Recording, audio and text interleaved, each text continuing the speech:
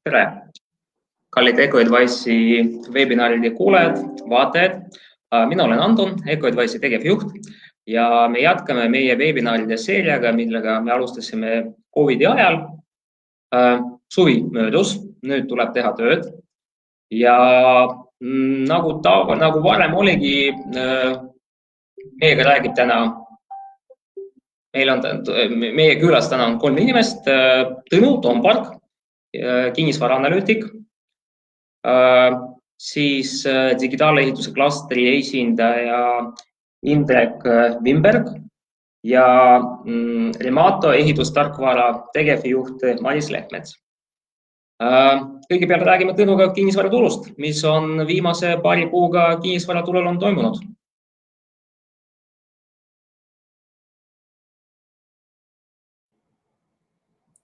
Tere, Tõnu! Tere, Anton! Rõõm sind taas näha. Rõõm on ka minu pool. Tore siin olla. Ja. Räägi meile, mis meil paari kuuga suvikuudega kinnisvaraturuga toimus? Mis huvitavad on juhtunud? No, ma valisin nii nagu siis eelmistelgi kordadel jälle paar statistilist näitajat välja, millest seekord pisut põhjalikumalt rääkida või millele tähelepanu pöörata ja võib-olla esimene kvartali majanduskasvu number, negatiivne majanduskasv, sisemajanduse vähenes teises kvartalis 6,9% võrra, esimeses kvartalis oli langus 0,7% ja pigem hinnangud sellele langusele olid ju ses mõttes positiivsed, et kardeti hullemat veel. Ja paari viimase nädala jooksul on erinevad pangad või Rahandusministeerium teinud majandusprognoose. Nad kõik on oma varasemaid negatiivseid prognoose positiivsemalt korrigeerinud. Ja Luminori languse prognoos 2020 aastaks -4,5%, Swedbank -5% ja Rahandusministeerium kõige pessimistlikum -5,5%. Ja mida tähendab muidugi Rahandusministeeriumi 5,5%, et teise poolaasta majanduslangus peaks olema suurem, kui ta oli poolaastas kokku. Aga kas nii saab olema või ega ta nüüd väga kaugel sellest ka olla tõenäoliselt ei saa. Aga pigem jah, sõnum on see, et asi ei ole nii hull, kui me kevadel kartsime. Teine näide, mis ma välja valisin, oli korteri mis meil aprillis-mais oli 30–40%, on tegelikult augustiks suhteliselt hästi taastunud, kui tehingud teha 650 Tallinnas ja ma ütleks, et selline tehingute arv on ikkagi suhteliselt hea, suhteliselt tugev ja mis siin salata, mina päris sellist optimismi ei jaga. Olengi siuke pessimistliku loomusega inimene ja näen seda, et kui meil tööpuudus on kasvanud oluliselt, 20 000 inimese võrra on töötud juurde tulnud ja keskmine palk ei kasva, siis inimestel paratamatult jääb vähem raha kätte ja see siis annab neile vähem võimalust kinnisvaraturul osaleda. Ja kui kinnisvaraturul osaleda ei saa, see ju siis teisisõnu tähendabki seda, et tehinguid võiks vähemaks jääda. Et siis siuksed 3 näitajat minu poolt. Aga kui rääkida segmentidest eraldi, et nagu ma saan aru, erinevad segmendid käituvad erinevalt praegu. Et oskad sa kommenteerida büroopindade ja kaubanduspindade turgu? Ma büroo ja kaubanduspindade turu kommenteerimise jätaks kellelegi teisele, et kuivõrd ma ikkagi ise tegelen elamispindade turuga, siis ma jääks selle teema juurde. Aga no mis siin salata, ka elamispindade turu sees on erinevad segmendid, tehingute arvud, odavamate korteritega näiteks kukkusid selle aasta esimeses, teises, kolmandas kvartalis pisut rohkem ära kui tehingud kallite korteritega. Ja võib-olla põhjus on hästi lihtne, et kallimad korterid on uusarenduste korterid ja nendega sõlmitavad asjaõiguslepingud olid kokku lepitud juba võib-olla aasta või poolteist tagasi, et neid tehinguid tehakse inertsist. Ja muidugi üüriturg on reageerinud koroonale väga kiiresti, kus tulid kiiresti juba märtsis, pigem siiski aprillis tulid hinnad alla ja ka siin on mingit taastumist näha olnud. Arusaadav. No praegu statistiliselt ega meil ehitushinnad ei langenud. No ütleme, ega meil mingit head ehitushinna statistikat ses mõttes ei ole, et me ei tohiks liiga tõsiselt suhtuda ehitushinna indeksisse, sest... Palun vabandust, ma pidasin silmas müügihinnad, palun, mitte müügihinnad.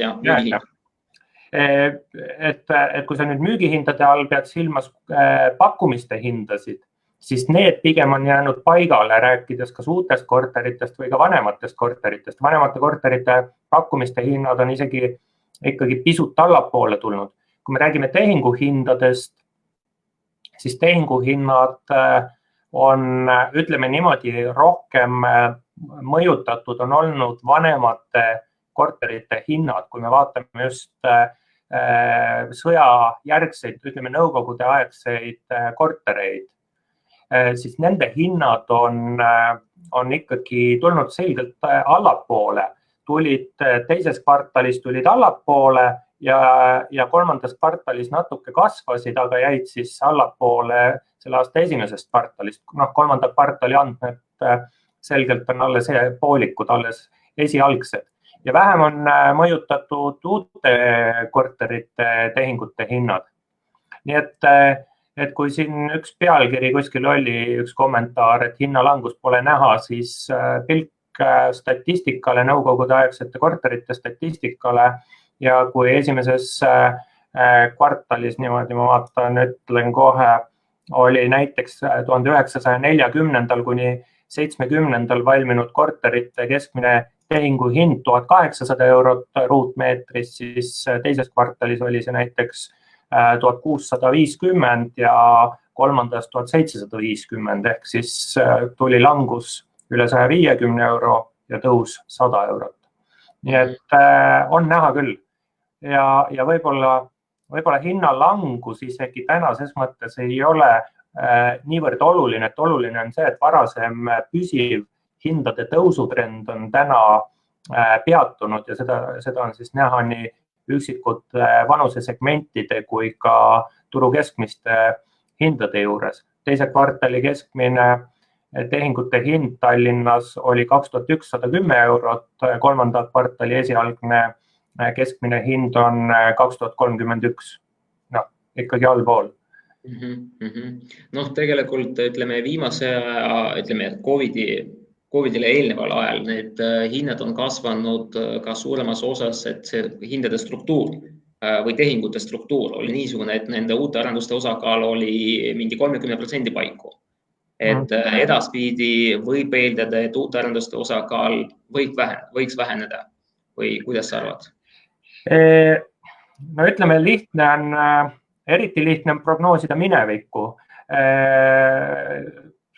Lihtne on prognoosida siis, kui mingid trendid lähevadki, liiguvad selgelt ühes suunas. Kui trendid hakkavad murduma, hakkavad pöörduma kuhugi, siis läheb juba asi keeruliseks. Ja tänane keeruline teema on see, et näiteks teises kvartalis uute korterite tehingute proportsioon suurenes, sellepärast, et need tehingud olid ette kokku lepitud. Vanemate korterite tehingud jäid ära, sest inimestel polnud julgust otsustada ja kardeti, et äkki hakkavad hinnad kukkuma, lükkana ostuotsuse edasi. Ja siis tehingute struktuur isegi muutus niimoodi, et uute korterite proportsioon muutus suuremaks. Kuidas edasi saab? No minu prognoos on, et eelkõige ikkagi tööjõuturust, töötuse määrast, palgakasvu numbri pidurdumisest tulenevalt jääb tarbijatel vähem raha kätte, nad saavad vähem osta 2021 aastal või ka selle aasta lõpus ja see toob tehingud alla ja see muudab ka ostjad hinnatundlikumaks ehk tõepoolest, et uute korterite proportsioon kogu tehingute arvus võiks väheneda. Kui resümeerida või teha kokkuvõtte siis Covidi selle ajast, mis oli nagu Covidi aeg, peale seda kahe sõnaga turg on muutunud, on märkimisväärselt muutunud või? Peale seda on vist aastal 2021 või 2022, et täna ju Covid otsa pole saanud, täna ikkagi haigete arv jätkuvalt kasvab, tõsi, tänase info järgi eilse seisuga siis haiged oli küll 4 võrra vähem kui üleeile, aga neid on ikkagi seal 240 ja intensiivravis olijate arv on kasvanud vist isegi 3-kordseks, 1 pealt 3 peale. Nii et Covid ju ei ole möödas ja eks ta mõjutab meid siin jätkuvalt, aga võib-olla kui mõeldagi, et mis sellised fundamentaalsed muutused on, siis ongi hinnatundlikkus, tarbijatel on vähem raha. Need võiksid olla mingid märksõnad, mis siis muudab tehingute struktuuri või pigem hakkab alles muutma. Eks me praegu olemegi mingite muutuste keskel omadega. Muutuste keskel, arusaadav. Aga selge, ma tänan sind, Tõnu, et siis ma loodan, et me näeme sinuga uuesti 2 nädala pärast ja vaatame, mida huvitavat selle 2 nädala jooksul juhtub. Tänan kutsumast. Tänan sind. Head õhtut. Järgmine külaline meil on Indrek Wimberg, digitaalehituse klastri tegevjuht. Ja Indrekuga me räägime, meie pealkirjas oli niiviisi digitaalehituse revolutsioonist. Et kas on digitaalehituse revolutsioon või alustame pigem sellest, mis on digitaalehituse klaster? Tere, Indrek! Tere ja aitäh kutsumast! Et ma sõnastakski tegelikult selle revolutsiooni evolutsiooniks, et me tegeleme siis selle evolutsiooni kiirendamisega, et me otsime täna olemasolevas ehitussektoris siis üles neid ebaefektiivsusi, mida õnnestuks siis protsessi mõttes ringi korraldada ja ka IT abil siis automatiseerida. Et nüüd kui klastrist rääkida, siis klaster moodustati umbes 5 aastat tagasi.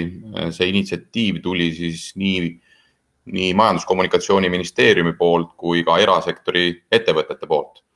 Et teada oli, et tootlikkus selles majandusharus on madal. Euroopa keskmine on kuskil 50 000 eurot töötaja kohta, Eestis on ta praegu 25. Siin võib arutleda, et ma ei tea, kas siin turu suurus mängib rolli, et mastaabisääste töötaja ja nii edasi. Ilmselt on ka kõigest sellest tõde. Küll aga on teada, et seal on päris palju sellist lihtsalt nagu paigalseisu puhtalt nii-öelda korraldusliku poole pealt, mis puudutab protsesse ja asju, kuidas me nii-öelda täna teeme, et neid tuleb nagu muuta.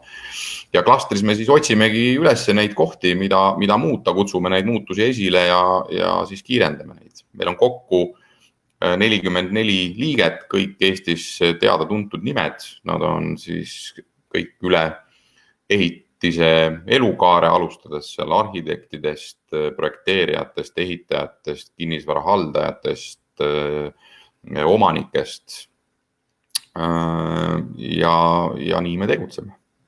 Kas need liikmed on kõik Eestist või keegi välismaalt ka? Enamus on Eestist, meil on seal paar üksikut ettevõtet, mis on väliskapitalil, aga nad on ikka Eestis, sest et lõviosa meie tegevusest tegeleb just siis Eesti ehitussektori, siis erasektori poolel efektiivsuse tõstmisega, nii et enamus on Eestist. Meil on ka nii-öelda rahvusvaheline mõõde, siis seal me otsime koostööd naaberriikidega enne kõike, et kuidas siis teha andmete liikumise mõttes koostööd kui ka eksport. Eksport muidugi mõistagi on meie enda huvi nii-öelda müüa teistesse riikidesse, mis on siis enamasti regionaalne. Et nagu mina saan aru, väga suur roll väga suur osa teie tegevuses on üldsuse informeerimine. Et selleks te korraldate seminarid, saan ma õieti aru? Või kuidas näeb välja igapäevane, mis on digitaalehitusklastri nagu igapäevane tegevus? Et on olemas mitu grupid, mis on digitaalehitusklastris? Just, et me töötame töögruppides, meil on kokku neid 9 tükki, igal ühel siis oma teema, näiteks BIM töögrupp, mis tegeleb siis kõikide BIM-i küsimustega, et peamisi teemasid on BIM-is üleriikliku BIM standardi kokkuleppimine, et me BIM-i puhul räägiksime kõik ühte keelt. Vabandust, kõigepealt ütle, mis on BIM? Võib-olla meil mõned kuulajad ei teagi. Ja, BIM on siis ehituse planeerimise faasis 3D mudel, mis on siis rikastatud andmetega. Ja üks meie selliseid unistusi on, et kui nüüd selles planeerimise, projekteerimise faasis see mudel koos nende andmetega valmis tehakse, et need andmed liiguksid sujuvalt üle siis ehituse elukaare kuni siis haldusesse. Nii et halduses sisuliselt nupu vajutusega sa saad täpselt teada, kus sul ehitusel, mis täpselt, kus kohas on ja mis materjalist tehtud on ja kuni selleni välja, et millal mingi ventseadme filter tuleb ära vahetada, eks. Ehk siis selline andmetega rikastatud mudel. Täna ta jääb ikka nendesse erinevatesse elukaare etappidesse kuidagi nii-öelda lukku või lõksu, et need andmed ei liigu korralikult üle kaare ja siis üks unistus on, et võib-olla mingite aastate pärast me oleme nendes standardites kokku leppinud ja need andmed ilusti siis liiguvad. Siis meil on olemas InfraBIM-i töögrupp, mis tegeleb põhimõtteliselt samade küsimustega lihtsalt infrastruktuuri osas. Eraldi on meil materjalitootjate töögrupp, kus me tegeleme ehitusmaterjalide andmete siis digitaliseerimisega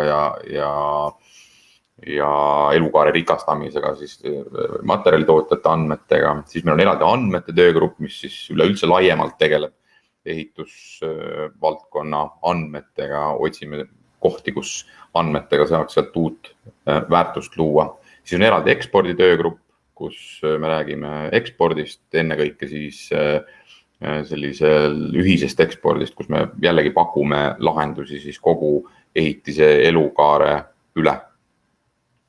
Siis meil on eraldi teema on integreeritud projekti teostus, kus me siis tahame, et Eestis hakataks juurutama tänase lineaarse hanke asemel, kus meil on arhitektuur, projekteerimine, ehituseks kõik eraldi ja kogu selle protsessi käigus alati on ju süüdi see, keda ruumis ei ole, eks, kui kuskil midagi on halvasti läinud, siis see IPT siis näeb ette seda, et juba alguse planeerimise faasis on kõik osapooled laua taga ja kõik on huvitatud siis ja ka motiveeritud nii-öelda parimast tulemusest, mis siis aitab esiteks oluliselt läbipaistvamalt kasutada vahendeid, raha siis ja kokkuvõttes siis, kui kõik osapooled juba selles etapis nii-öelda omavahel lepivad kokku täpselt, kuidas seda tööd teha, siis see lõpptulemuses kajastub nii maksumuses kui ka paremas kvaliteedis. Ja sa küsisid seminaride kohta ja üldsuse teavitamise kohta. Meil on eraldi töögrupp, mis tegeleb siis kultuuri ja kommunikatsiooniga, sest väga suur osa selle ehitussektori muutmisel on kultuuril ja tänaste tavade siis muutmisel, et teha asju teistmoodi. Ja meil on eraldi siis kommunikatsiooniplaan, kus me siis kõikidest nendest teemadest, millega me tegeleme, igapäevaselt kirjutame ja räägime ja lisaks korraldame siis erinevaid seminare. Nüüd üks on tulemas siin kohe selle kuu lõpus, 29-30 september, VDVE 2020 koostöös siis soomlaste Kirahaabiga. See on siis 2-päevane üritus, mida saab jälgida online'is, et algselt oli planeeritud ta füüsiliselt, aga praegu olukord on täpselt selline, nagu ta on ja me teeme ta siis online'is. Seal räägime siis, millised need tänapäevased või kaasaegsed kui ka tuleviku lahendused, kuidas ehitada ja millised need ehitatud linnad võiksid välja näha. Seal näidatakse Tallinna ja Helsingi ühislinna 3D's, tuleviku linna. peakõnelejad on seal näiteks Martin Fischer Stanfordi ülikoolist, siis Vesterbacka, kes on tuntud kui tunneli entusiast ja Angry Birdsi tegija ja rida veel teisi esinejaid. Sinna saab veel registreerida, kes on huvitatud, minge VDVE 2020 kodulehele või guugeldage, saate selle lingi kätte. Piletid on müügis, saan öelda ette siseinfona, et järgmisest nädalast vist kuskil 20% tekib seal veel soodustust piletile, nii et kui ootate järgmise nädalani, siis saate veel mõnevõrra odavama pileti. Ma pean tegema märkuse, see oli siseturundus, jah? See oli siseturundus. No, teine huvitav üritus, mis tuleb, see on selle Garage 48 hackathon, on ju, kus digitaalehituse klaster on ka partner. Just. Saad see paar sõnast rääkida sellest ka? Üks siis tegevussuund klastril on ka uued ärimudelid ja startupi pool. Ja siis koostöös Majandus-Kommunikatsiooniministeeriumiga korraldame Garage 48 hackathoni, mis toimub, peast nüüd ei mäletagi, kodulehelt saate vaadata. 26. september, kui ma eksi. No näed, sa oled paremini informeeritud. Ja seal siis saab panna oma idee nii-öelda häkkimisele. See toimub meil ka virtuaalselt ja siis 48 tunniga tuleks jõuda siis mingit sorti prototüübini. Eelmisest hackathonist meil on juba ette näidata linnukesi, mis on formeerunud ettevõteteks, kus juba arendatakse valmis lahendusi, näiteks selline ettevõte on Event, siis ühesõnaga selline asi on tulemas jällegi, kes on huvitatud, minge pange ennast kirja. Tänaseks vist on kuskil 40 ideed juba sinna antud üles häkkimisele, nii et saab kindlasti põnev olema. Kogu see info olemas teie Facebooki lehel, kodulehel. Just, Garage 48 lehelt leiate ka. Okei. No kui kahe sõnaga või ütleme kahe lausega panna või paika, mis on digitaalehituse klastri eesmärk või visioon?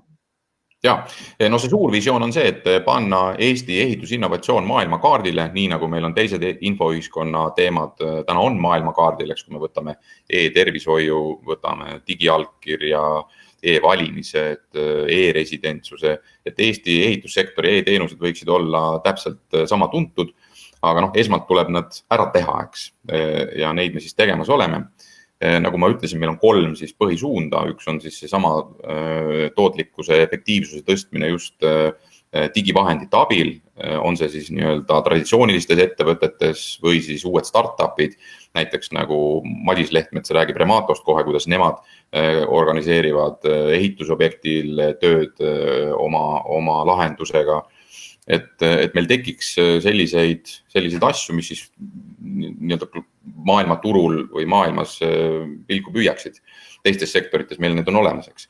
Et siis teine suund on siis meil eksporti rahvusvahelistumine ja 3. on siis seesama kultuuri muutmine ja tavade muutmine. Et need on siis 3 põhieesmärki, millega kui me oma tegevusi planeerime, et mille vastu me nii-öelda testime, et kas see täidab seda eesmärki või mitte. Lisaks on seal pisemaid asju ka, mis vahest võib-olla on lihtsalt vahvad või olulised nagu ära teha, aga need on sellised 3 suurt asja. 3 suurt asja, aru saada. Et ja liikmeks, kuidas saab teie liikmeks ja keda te oodate oma liikmeteks? Ootame liikmeteks kõiki, kes on huvitatud tuleviku kujundamises kaasa rääkima, et ma arvan, üks suuremaid kasusi klastris osalemiseks ongi see, et sul on võimalus läbi selle klastri ise seda tuleviku kujundamises kaasa rääkida ja teisalt sa oled juba selle info sees, et sa tead, mis hakkab tulevikus tulema, et sa juba oskad oma ettevõtte kas siis protsesse või tavasi või asju vaikselt hakata sättima selles suunas. Fakt on see, et muutu või sure, et see nagu juhtub, et kindlasti nagu muutuma peab, eriti ehitussektor, mis on võrreldes teiste majandusharudega mõnevõrra sellisem konservatiivsem või lausa nagu tagurlik, nii et muutuma kindlasti peab, meie neid muutusi esile kutsume, tulge lööge kaasa. Kes on huvitatud klastri töös kaasa löömast, digitaalehitus.ee on minu kontaktid, helistage, kirjutage otse mulle, et räägime lähemalt. Selge.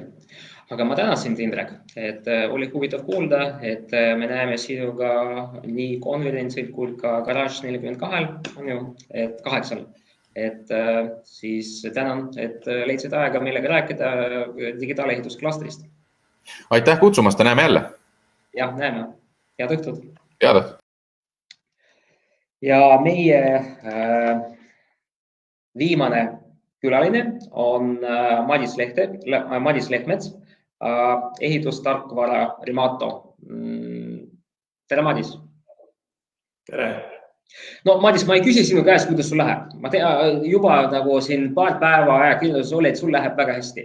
Kui teie meeskonnal nüüd läheb väga hästi. Võib nii öelda küll, jah. Praegu on väga hea tempo peal ja ikka ehitame ja arendame. Ja, et noh, te just lõpetasite vooru ja kaasasite finantse edaspidiseks arenguks ja teiega läksid kaasa mainekad, ütleme, Eesti investorid. Räägid paarsõnaliselt sellest voorust, kes lõid teiega kaasa? No meil kokku on seal ligi, peast täpselt ei mäleta, aga umbes 30 ingelinvestorit, mõned fondid ka. Enamus on Eesti taustaga, mõned üksikud on ka välisriikidest ja seal on ikka päris hea seltskond juba edukaid startup ettevõtjaid Eestist, et näitena see on Pipedrive asutajatest Martin Henk ja Martin Tajur, Martin Villig Boltist, Sixfoldi 2 kaasasutajat ja terve rida veel juba nagu mainekamaid ja edukaid investoreid. Ehk nüüd saab vabalt öelda, et te olete tegijad? No seda saavad ainult öelda teised. Selge. Nüüd, aga tead, mis meil jäi praegu mainimata? Remato. Millega Remato tegeleb? Mida Remato arendab? Remato digitaliseerib seda osa ehitusest, mis siis toimub päriselt seal ehitusplatsi peal. Et kui Indrek eelnevalt rääkis hästi palju BIM-ist ja mudelitest ja sellest ehitusega enne päris ehitustegevusega toimuvat planeerimist ja andmete kokkukogumist, siis meie tegeleme reaalselt sellega, mida siis teeb nii-öelda alltöötaja tihtipeale. Ja me pakume siis platvormi töömeeskonna haldamiseks, enda varade ja tööriistade haldamiseks ja enda projektide ja tehtavate tööde haldamiseks. Okei. Kaua te olete tegelenud selle Remato arendamisega? No me oleme nüüd olnud natukene aega rohkem kui 2 aastat tegevuses. Ja kus see idee tekkis, kes on teie põhimeeskond? No meil on 4 kaasasutajat, täna kogu meeskond kokku on 10 inimest hetkel ja idee tekkis meie ühe kaasasutaja enda isiklikust kogemusest ja tema venna kogemusest, et meie tehniline juht Ranno, tal on endal natukene näpuotsaga ehitustausta ja kinnisvaraarendustausta ja ta nägi ise esiteks seda valu, kui palju käib kogu see ehituse planeerimine ja eelarvestamine ja sellega jooksev trackimine käib täna Excelis ja paberile. Siis esimene mõte tekkis tal endal, et oleks vaja sellist tööriista ja pigem just väiksemale ehitajale, mitte suurele peadvõitjale. Ja teine asi, siis ta rääkis enda vennaga, kes on ka elupõline ehitusettevõtja ja nägi, et probleemid on täpselt samasugused ja sellist väga head lahendust turul hetkel ei ole. Et ehitustarkvara on tehtud põhimõtteliselt nii kaua, kuni üldse on tarkvara tehtud, et on olemas väga palju ja vanemaid tarkvarast juba, aga need on üldiselt ikkagi pigem nagu mõeldud kontoriinimesele ja sellisele suuremale ettevõttele, peatööritjatele, need, kes on nagu ajas juba natuke rohkem kogemust kogunud, üldiselt on kontoris palju rohkem haritud nutikaid inimesi, siis selle väiksele ettevõtjale on ka kontoris haritud nutikad inimesed, aga tihtipeale on probleem ikkagi see, et see ei jõua sinna päris platsi peale ja need tööriistad, mis siiani tehtud on, ei ole ka selle jaoks mõeldud.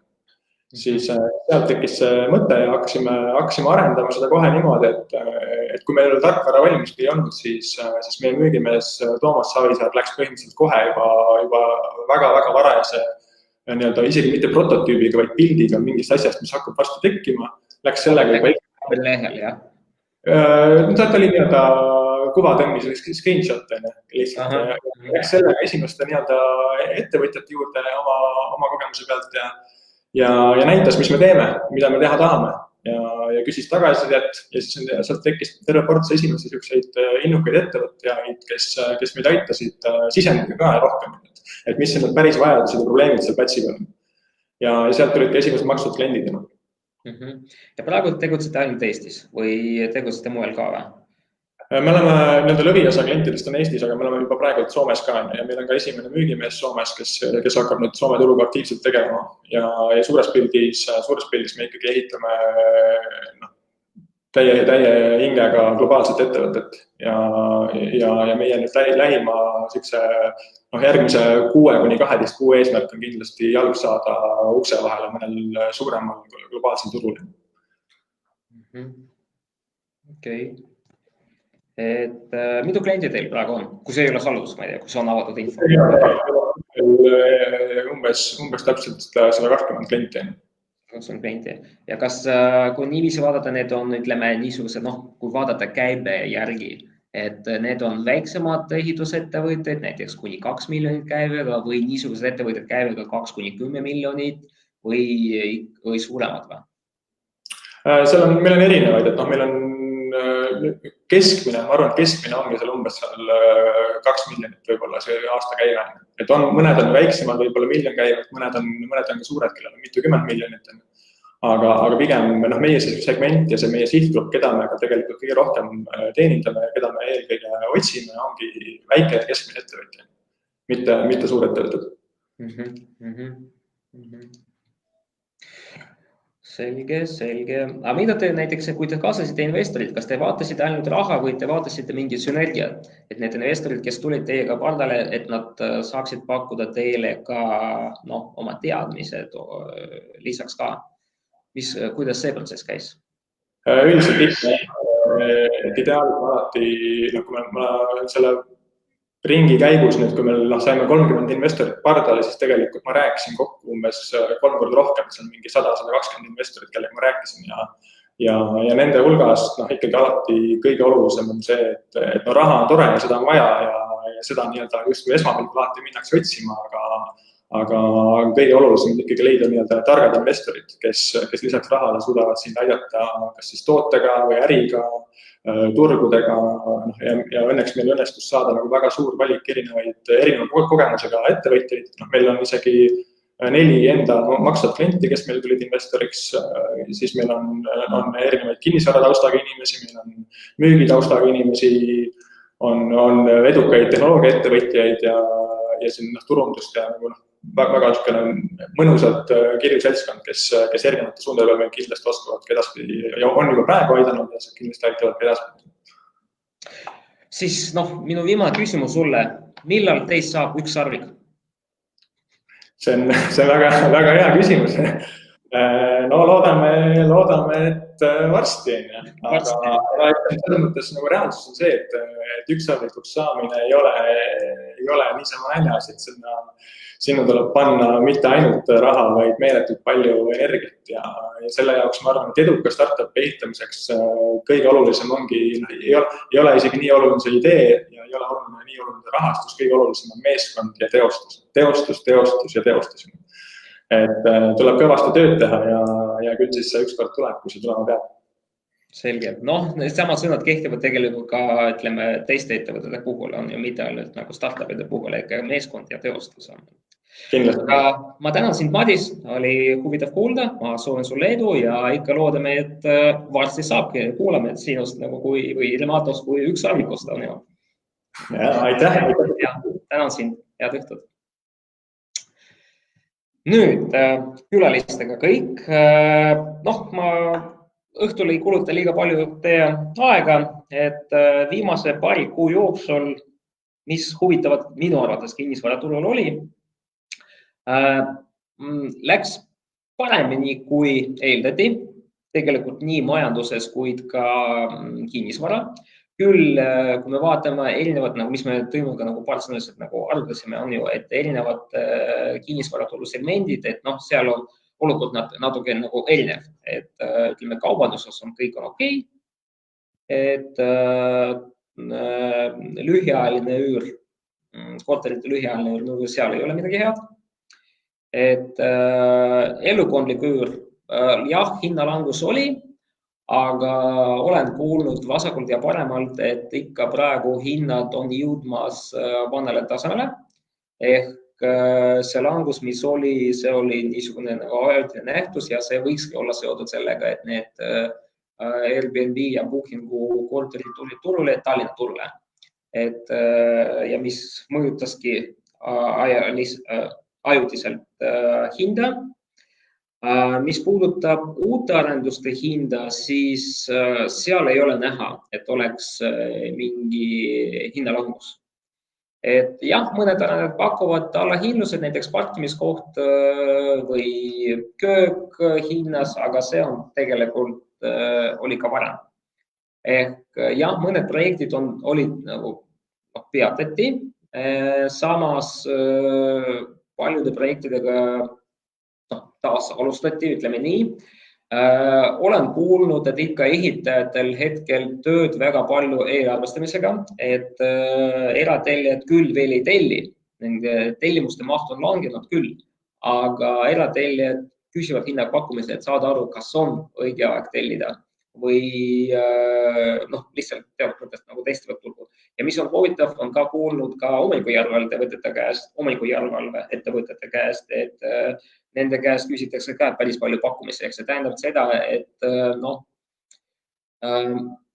soov arendada kinnisvara olemas, et finantsvõimalused tegelikult ka väga paljudel ettevõtetel olemas, küsimus on nõudluses. Ja see on see pool, mida ka nagu Tõnu mainis, et seda me näeme natuke hiljem, kas nagu nõudluse poolele, kui suur see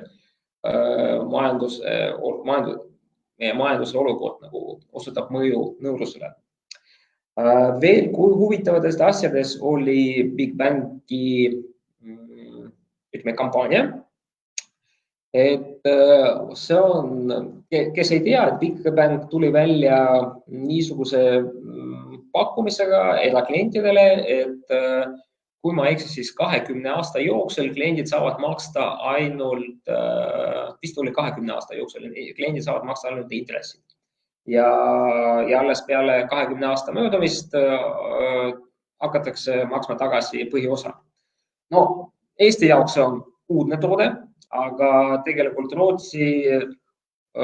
näiteks Rootsi jaoks see on igapäevane, ütleme, finantstoode ja suuremas pildis see oligi põhjuseks, miks on Rootsi kinnisvara hinnad on päris tugevasti kasvanud.